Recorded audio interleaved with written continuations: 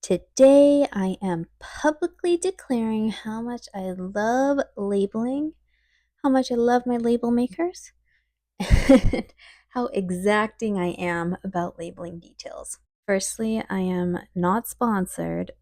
I'm just a lover of my label makers. I've been labeling to my organizing heart's content since 2007.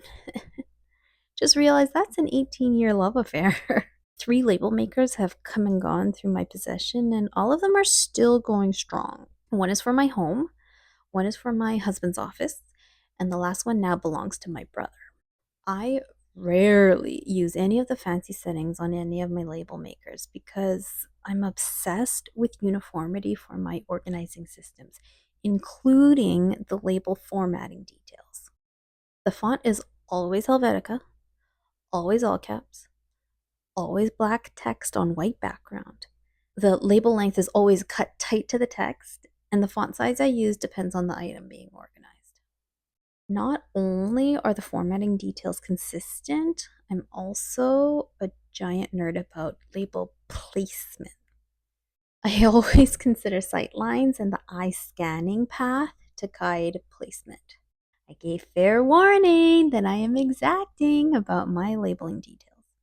This video brings you along with me through a few places in my home that I've been wanting to label. The first place was above the refrigerator, and that's where we store a lot of our disposables.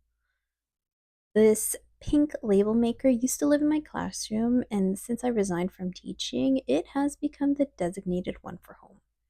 I was the go-to person on my staff whenever a label was required for communal spaces, and I happily obliged. I haven't removed the Mrs. Grippo label for sentimentality. I love having all of my labeling supplies and tools in a container as a kit. The container lives in a very convenient spot in my kitchen, and inside the container is the label maker, my entire stock of label cartridges, and a pair of scissors. I'll often peel the backing off the labels and throw them into the container to be discarded into the garbage in the future. And something that just occurred to me is that a more precise label for the container would be label making kit, which I just might change. I just might modify. These are my pantry jars for decanting staples, and if I'm in a hurry, I label the jar with a wine glass marker or a Sharpie, and then later use my label maker. Markers erase rather easily when it comes time for the proper label.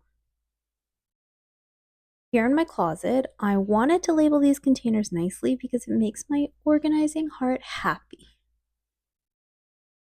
These containers of clothes have been recently pulled out of storage because they are clothes that I can now fit into again. Love that for me. A closet declutter is definitely necessary though because I'm ready to let go of many of these pieces. And also, I have a grand goal. I have an ultimate goal of fitting all of my attire into this singular closet. Now we're jumping into the laundry room. I reprinted a lot of the labels because the adhesive backing was worn. And a drawer with utility towels, I highly recommend that for any household. Our regular towels get demoted to utility ones as they wear out. That peninsula is where I fold laundry, but also where I wrap gifts. So I have gift wrapping tools and supplies in this drawer, and the neighboring drawer is a temporary home for sewing supplies. And here you'll see what I do when I don't have my label maker handy. I'll often make a temporary label and later do a pass around the house, which is precisely today's video. These baskets got painter's tape labels because that must have been what I had handy at the time. In this cabinet, it's just occurred to me that I think that I can let the shirt folding tool go. Don't use that as much as I thought we would. I mentioned how extensively I consider the path that eyeballs will be traveling and label accordingly. So for example, if the containers are lined up across a shelf, I ensure that the labels are all aligned to the same horizontal plane. If my eye will be traveling up and down, that's when I will ensure that all of my labels are aligned on a vertical plane. And often for specific containers, I'll align them on the same vertical and horizontal plane, which is just a corner. If the container sides are identical, then I'll choose a corner. I'm recording this voiceover while traveling, and I'm not so in love with my label maker to have packed it for our trip. But I love labeling so much that I do travel with a Sharpie and masking tape so I can label as I wish. We have an oddly placed light switch in the downstairs bathroom, and I just wanted to offer guidance for guests. And now here's my bathroom, and we call it my bathroom because here's a sidebar story. After my second son was born, a colleague told me to try to designate one bathroom just for me, and I'm so glad I heeded her advice.